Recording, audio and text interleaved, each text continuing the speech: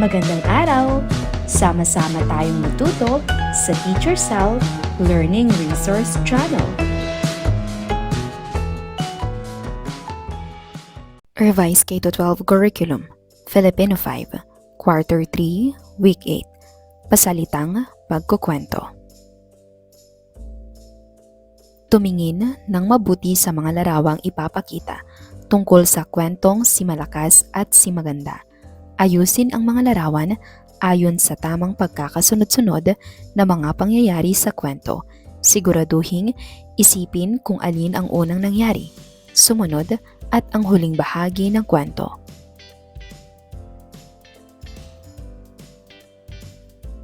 Si Malakas at si Maganda. Narito ang mga tamang kasagutan.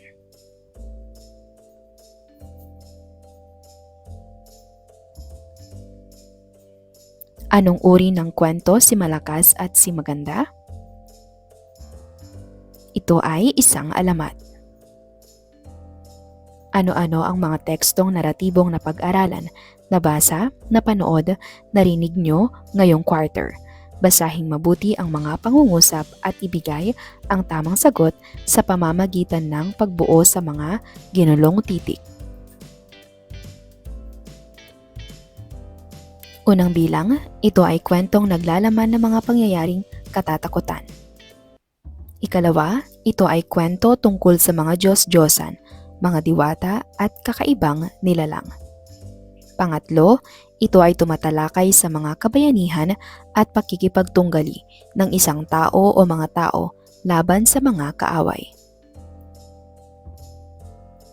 Narito ang mga tamang sagot: kababalaghan, mito, epiko. Ano-ano pang naratibo ang alam ninyo? Tulang pambata, kwentong katatakutan, maikling kwento at dulang pambata.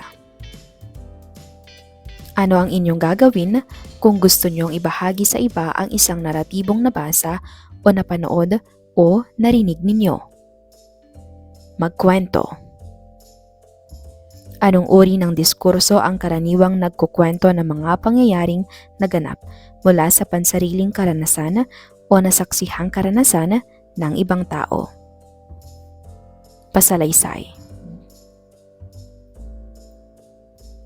Kunin ang mga naayos na larawan ng kwentong si Malakas at si Maganda at sagutin ang tanong na nakasulat sa likod ng bawat larawan. Ano-ano ang mga maaari nating isalaysay? Nabasa o narinig o bunga lang ng malikhaing pag-iisip ng gumagawa ng pagkukwento. Ano-ano ang tatlong bahagi ng tekstong pasalaysay na maaaring gawing balangkas sa maayos na pagkukwento? Simula, gitna, at wakas. Ano ang maaaring banggitin sa simula? Mahalagang impormasyon tungkol sa mga tauhan, tagpuan, o pinangyarihan at ang suliranin kung mayroon man. Ano ang nilalaman ng gitnang bahagi ng tekstong pasalaysay? Ang mga magkakasunod na pangyayaring naganap. Ano-ano ang makakatulong upang mas madaling maunawaan ang pag-uugnay ng mga pangyayari? Mga hudyat o panandang diskurso. Ano ang nilalaman ng wakas? Ang naging kinahinatnan o resulta ng mga pangyayaring inilahad sa salaysay, paglilinaw ng mga pangyayari, maaaring positibo o negatibong bunga. Dito nalalaman ang nangyari sa pangunahing tauhan sa hulihan. Alin dito ang sinasang-ayunan mong kaisipan sa pagbuo ng diskursong pasalaysay? Ipakita kung sumasang-ayon ka sa mungkahi at kung ayaw mo sa mungkahi. Umiisip ng isang mahalagang pangyayari o hindi malilimutang karanasan.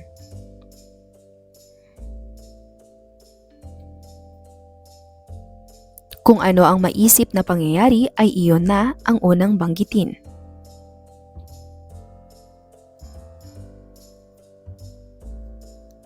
Magbigay ng kaaya-ayang simula.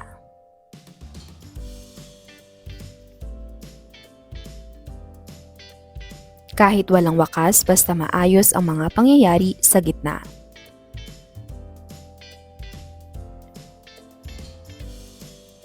Isalaysay ng maayos at kawili-wili ang mahalagang naganap.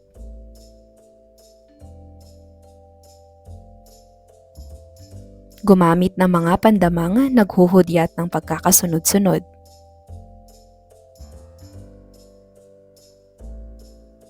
Gumamit ng mga angkop na salita o pahayag.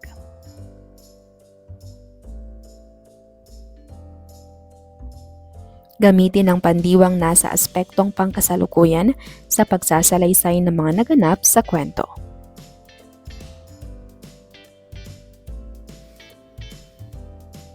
Lapatan ng kawili-wiling wakas ang pagkukwento.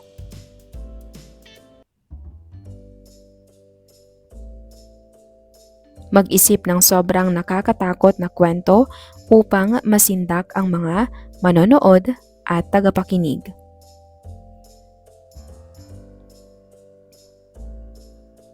Umisip ng angkop na pamagat para sa salaysay.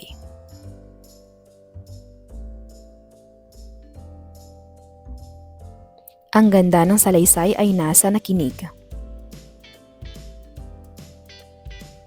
Mahalagang malaman kung ano ang edad at kasarian ng mga magiging tagapakinig.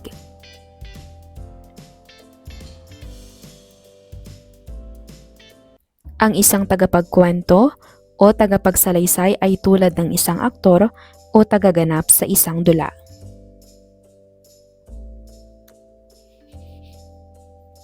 Kailangang magsuot ng damit na kagaya ng suot ng pangunahing tauhan sa kwento.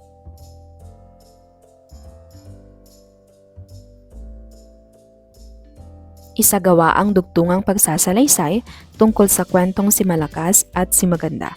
Makinig ng mabuti sa salaysay ng kaklase, pagkatapos ay ipagpatuloy ang kwento sa tamang pagkakasunod-sunod ng mga pangyayari. Siguraduhing malinaw, maayos at may kaugnayan sa kwento ang iyong bahagi ng pagsasalaysay. Para sa ikalawang araw. Kahalagahan ng pagkukwento.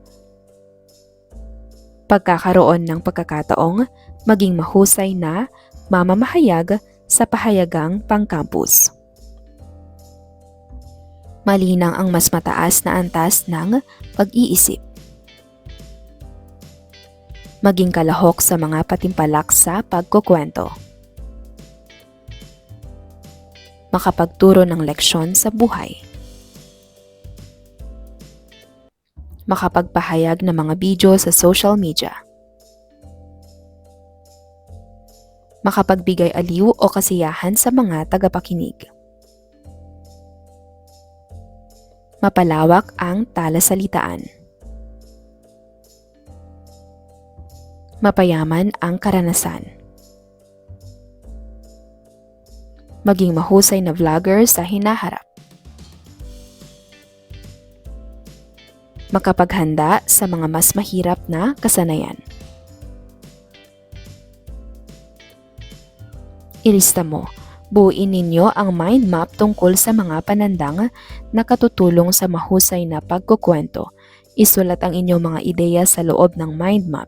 Pagkatapos, babasa at ibabahagi ninyo sa klase ang mga naitala ninyo. Mga panandang nagsasaad ng panahon.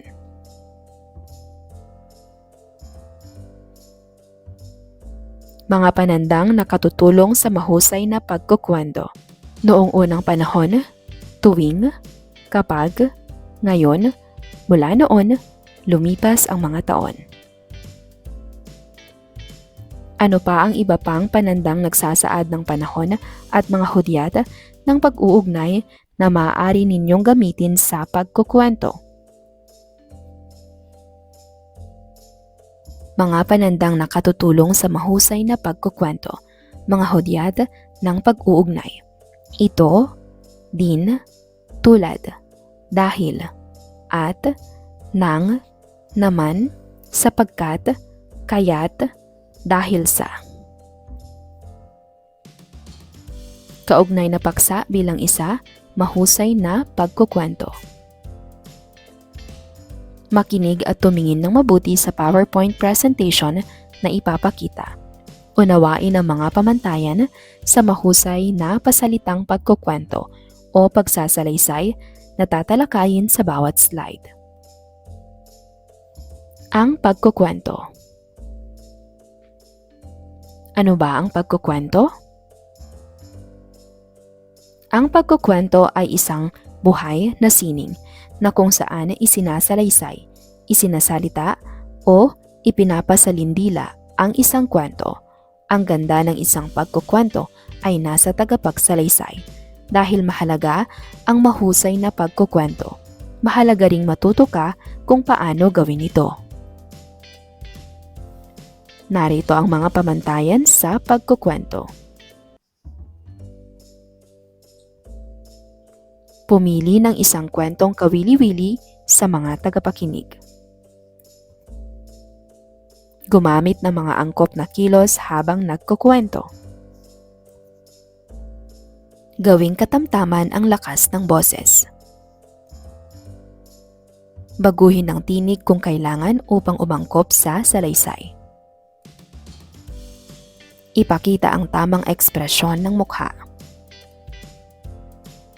Magkaroon ng ganap na kaalaman sa salaysay. Modelo bilang isa, panoorin ninyo ang isang modelo ng mahusay na pagsasalaysay sa bidyong ito. Habang nanonood, bigyang pansin ang angkop na ekspresyon ng mukha at ang wastong diksyon at tinig na ginamit sa pagkukwento.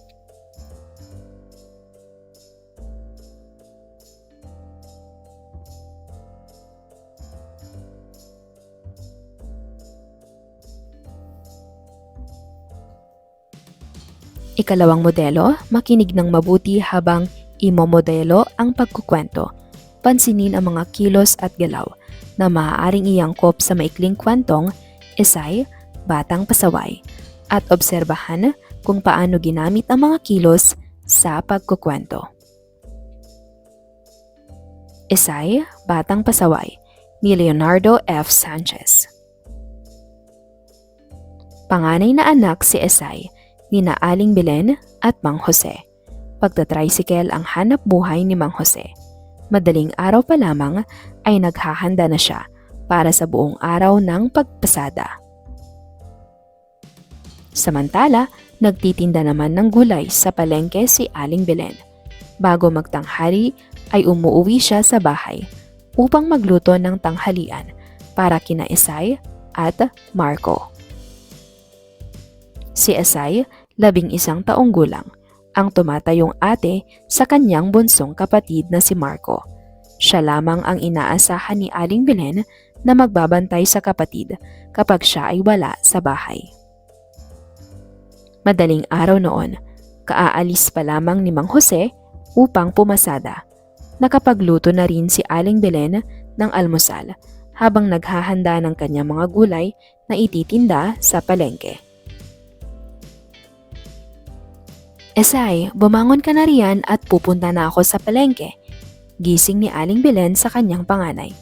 Esay, bangon na! Pangungulit niya sa bata. Waring naririnig naman ni Esay ang tawag, ngunit hindi pa rin siya bumabangon. Pagkadilat ng matay, muli itong pipikit upang humimbing. Nilapitan ni Aling Belen si Esay sa kwarto at nagmamadaling kinalabit ito.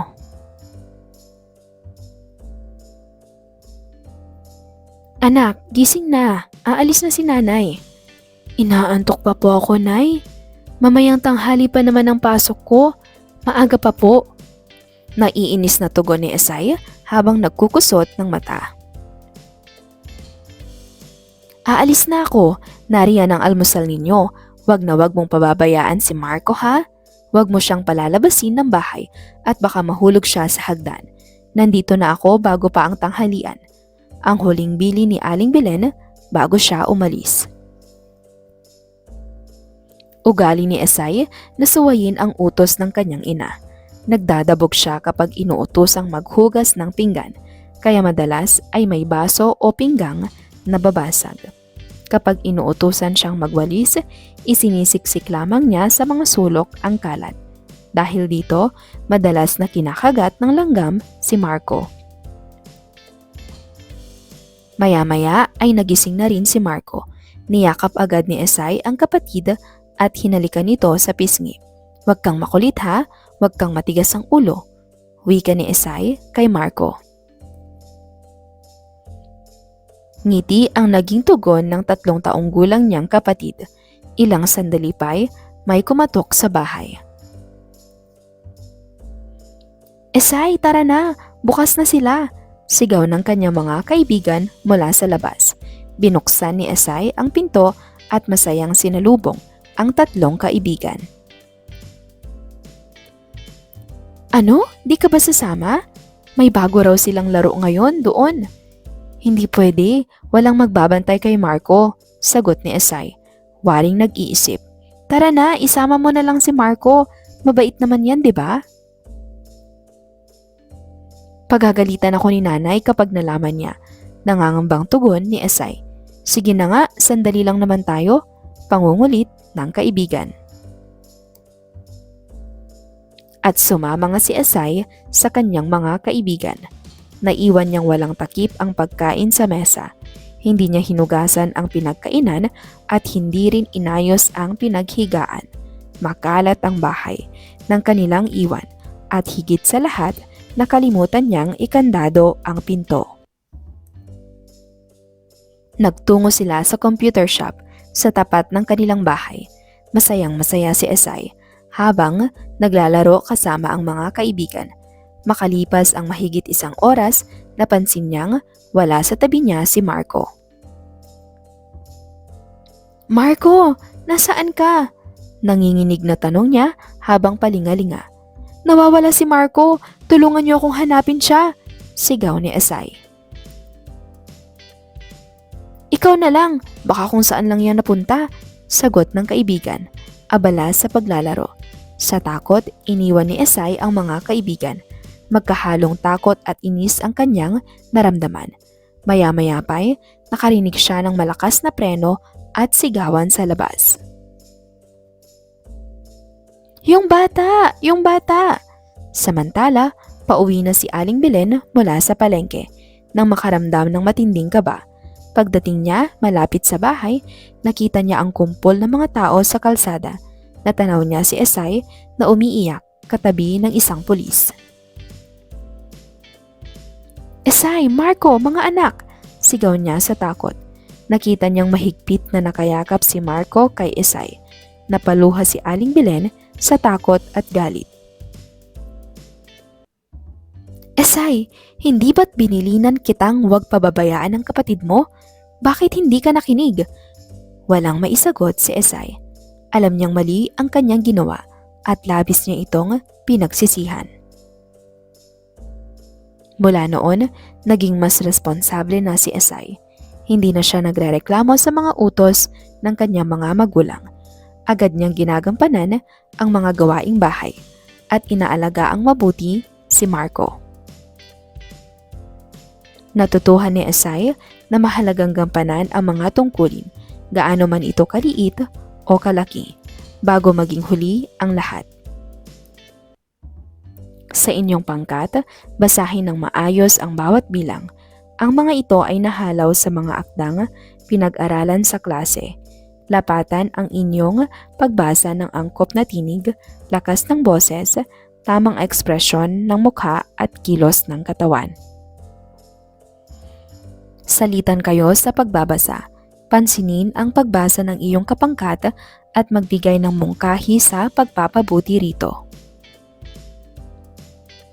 Mga linya mula sa bruhahaha, bruhihihi, bruhahaha, bruhahaha. Humahagalakpak ng tawa si Mrs. Magalit noong nanonood siya ng mga komedyanteng artista sa plaza. Bruhehehehe, bruhehehe. Napabungis-ngis si Mrs. Magalit noong nagkukwentuhan sila ni Aling Mila.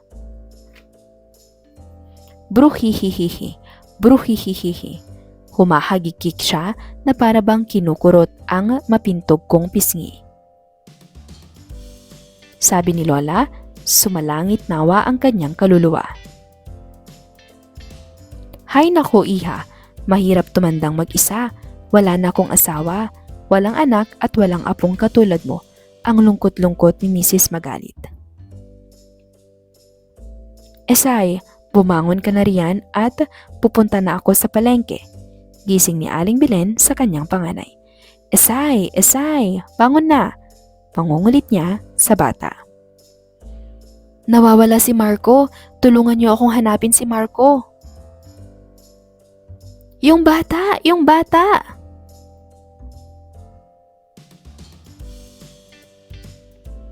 Esay, Marco, mga anak, anong nangyari dito? Natagpuan niyang nakayapos si Marco kay Esay. Napaluha sa takot at galit si Aling Belen. Nilapitan niya at niyakap ang dalawang anak. Esay, ano ang nangyari? Hindi ba't binilinan kitang wag mong pababayaan ng kapatid mo? Bakit hindi ka nakinig sa akin? Bakit mo pinabayaan ang kapatid mo? Damang-dama ni Esay ang nagdurugong puso ng kanyang ina. Wala siyang magawa. Wala siyang maipaliwanag. Hindi niya alam kung ano ang sasabihin niya. Para sa ikatlong araw, mahusay na pagkukwento.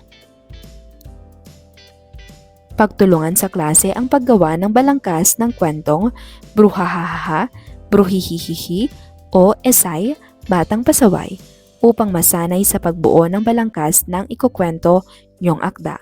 Maaari niyong tingnan ang nagawa niyong balangkas sa inyong gawaing pantahanan. Narito ang balangkas ng Bruhahaha, Bruhihihihi.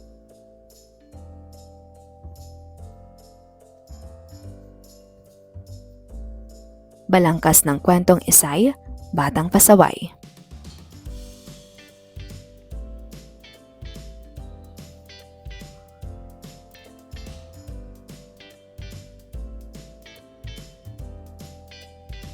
Ikwento mo, isagawan nyo ang pangkatang pagkukwento ng Bruhahaha, Bruhihihihi.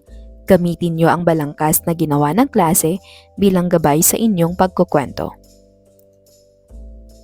Makinig ng mabuti sa mga puna at mungkahing ibibigay pagkatapos ng bawat pagtatanghal upang mapahusay pa ang inyong pagkukwento at maging handa kayo sa pagtataya sa pagganap. Para sa ika-4 na araw. Pag-aralan nyo ang mga infographic tungkol sa mahusay na pasalitang pagkukwento. Unawain ang bawat gabay na nakasaad at tandaan ang mahalagang puntos upang magamit nyo ang mga ito sa inyong sariling pagkukwento. Mga gabay sa mahusay na pagkukwento. Kawili-wiling kwento. Angkop na kilos, katamtamang lakas ng boses. Angkop na tinig, tamang ekspresyon ng mukha, tamang diksyon. Interes ng tagapakinig, tamang diksyon. Ganap na kaalaman sa akda, tamang personalidad. Interes ng tagapakinig, ganap na kaalaman sa akda. Bakit mahalaga ang mga gabay na ito? Magsasagawa kayo ng pagtataya sa pasalitang pagkukwento. Maaari kayong magkwento ng mag-isa o bilang pangkat ayon sa inyong kakayahan. Maaari ring bahagi lamang ng kwento ang inyong isalaysay kung mahaba ito. Upang makatipid sa oras, maaari niyong i-record sa video ang inyong pagkukwento. Pumili kayo ng maikling kwento o kwentong katatakutan mula sa inyong nabasa, napanood o narinig na. Maaari rin kayong maglagay ng background music o sound effects upang mas maging kawili-wili ang inyong pagkukwento.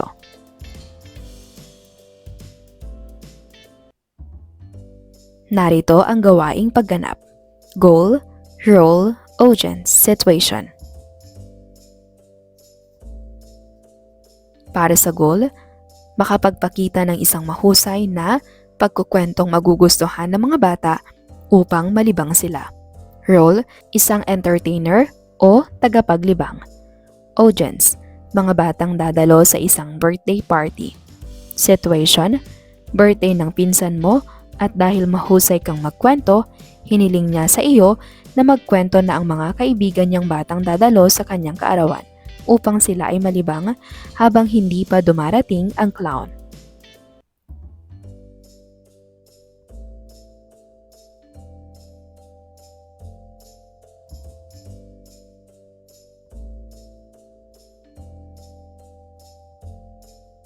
Kwento o kwentong katatakutan. Standard. Ang iyong pagkukwento ay dapat nakawili-wili, kaya dapat pumili ka ng isang akdang angkop sa kanilang edad. Dapat ay malinaw ito na gawain sa pagtatayang batay sa pagganap performance task. Birthday ng pinsan mo at dahil mahusay kang magkwento, hiniling niya sa iyo na kwentuhan mo ang mga kaibigan niyang batang dadalo sa kanyang kaarawan upang sila ay malibang habang hindi pa dumadating ang clown. Ang iyong pagkukwento ay dapat kawili-wili, kaya dapat na pumili ka ng isang kwentong angkop sa mga batang may edad na 7 hanggang 10. Dapat na makuha mo ang interes ng mga bata sa pamamagitan ng tinig, kilos, at ekspresyon ng mukha na naaangkop sa iyong kwento. Ang iyong pagbigkas ay dapat na nauunawaan ng mga bata at kinakailangang maayos ang daloy ng iyong pagsasalaysay upang maunawaan nila ang iyong kwento.